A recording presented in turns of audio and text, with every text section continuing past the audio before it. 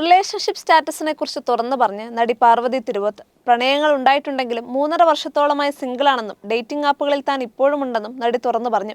ഞാൻ പ്രണയിച്ചിട്ടുണ്ട്, പക്ഷെ കുറെ നാളായിട്ട് സിംഗിളാണ്. മുൻ കാമുകന്മാരുമായി സൗഹൃദം സൂക്ഷിക്കുന്ന ആളാണ് ഞാൻ. വളരെ അടുത്ത ബന്ധം പുലർത്തുന്നു എന്നല്ല, വല്ലപ്പോഴും വിളിച്ച് സുഖമാണോ എന്ന് തിരക്കുന്നതിൽ തെറ്റില്ല. സിനിമയിലെ ടെക്നീഷ്യൻസിനെ ഡേറ്റ് ചെയ്തിട്ടുണ്ട്. നടന്മാരുമായോ സംവിധായകന്മാരുമായോ റിലേഷൻഷിപ്പ് ഉണ്ടായിട്ടില്ല. അത് പ്ലാൻ ചെയ്ത് സംഭവിച്ചതുമല്ല. അവർക്ക് നമ്മുടെ ജോലിയെക്കുറിച്ച് മനസ്സിലാകും. പ്രണയിക്കുന്നത് എനിക്ക് വളരെ ഇഷ്ടമുള്ള കാര്യമാണ്. പക്ഷെ കുറച്ച് വർഷങ്ങളായി ഞാൻ സിംഗിളാണ്. ഏകദേശം 3 വർഷത്തോളമായി സിംഗിൾ ലൈഫാണ്. 4 മാസം മുൻപ് എൻ്റെ സുഹൃത്തുക്കളാണ് എനിക്ക് ഡേറ്റിംഗ് ആപ്പുകൾ പരിചയപ്പെടുത്തി തന്നത്. പക്ഷേ ആളുകളെ ഷോപ്പ് ചെയ്യുന്നത് വളരെ വിചിത്രമായിട്ടാണ് എനിക്ക് തോന്നിയത്.